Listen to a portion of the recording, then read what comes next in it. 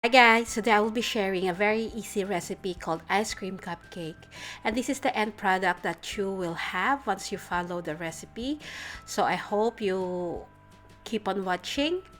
So we need half a cup of fresh milk, 1.5 cups of plain flour, 1.5 teaspoon of baking powder, 1/4 teaspoon of salt, 1 teaspoon of vanilla, 3/4 cup of sugar, 2 eggs, and 125 grams of room temperature butter. This is optional. This is electric green food coloring. So in a bowl, combine the dry ingredients, which is the flour, baking powder, and salt. Give this a mix. And then we will set this aside.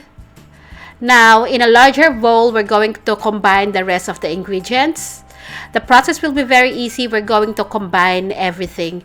So that's the butter.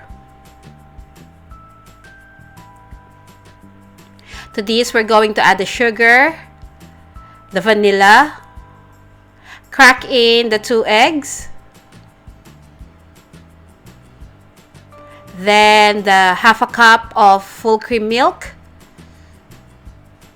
Now sift in the dry ingredients. Now using an electric mixer, we're going to beat this until everything is well combined and the butter is smooth.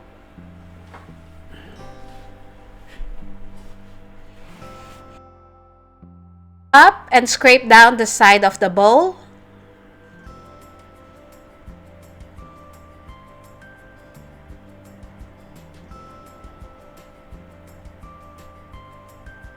Then give this a good mix again.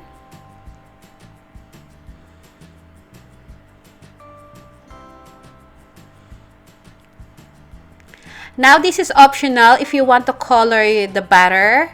I'm using electric green here, but you can use any color that you like, or you can leave it plain.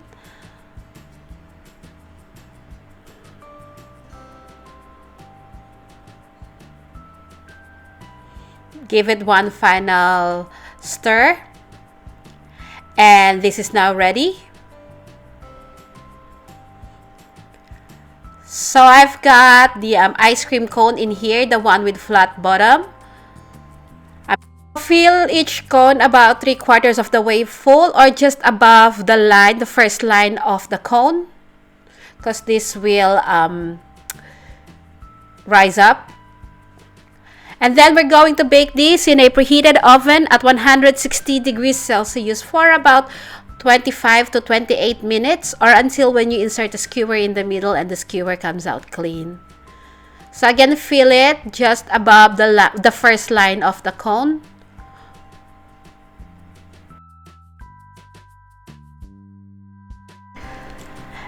And this is what they look like after baking.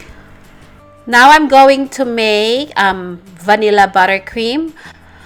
1 teaspoon of vanilla, 3 cups of sifted icing sugar, 1 cup of room temperature butter, and 3 tablespoons of cream. If you don't have cream, you can use fresh milk. So to begin, we're going to beat the butter.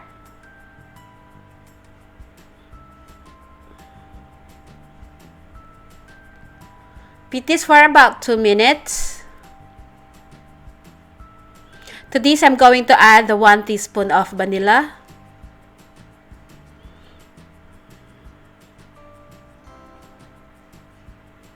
Now add 1/3 of the powdered sugar. Continue beating until all the sugar is absorbed by the butter. Then add 1/3 cup again of the butter. The sugar. Once the sugar is absorbed by the butter, add the remaining sugar. From this, we're going to beat this until the buttercream is light and fluffy. Occasionally stop to scrape down the side of the bowl. My buttercream is quite stiff because it's cold at the moment here in Australia. So to make this softer, I'm going to add 3 tablespoons of cream.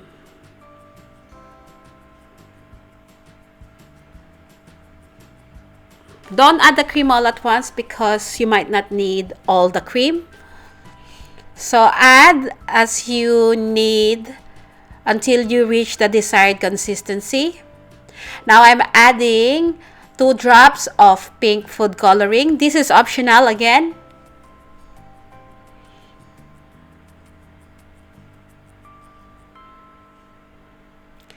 And this is now ready. So I placed the buttercream in a piping bag. I'm using 1M Wilton tip. So just pipe the buttercream on top of the ice cream cupcake. Then using some sprinkles. This is optional. And I made some fondant cherry. That's optional as well. So one more time. Do a blob of icing in the middle, then go around the blob to mound the icing. Add a little bit of sprinkles, add the fondant cherry, and this is the finished product. This is so easy to make and it's very delicious. I can guarantee that you're going to enjoy this, especially the kids. And just to show you what it looks like inside when you cut the ice cream cone in the middle.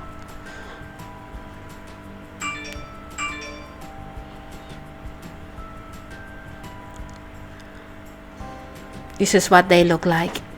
Thank you so much for watching, and I hope you do like and subscribe to my channel. I'll see you again next week. Bye!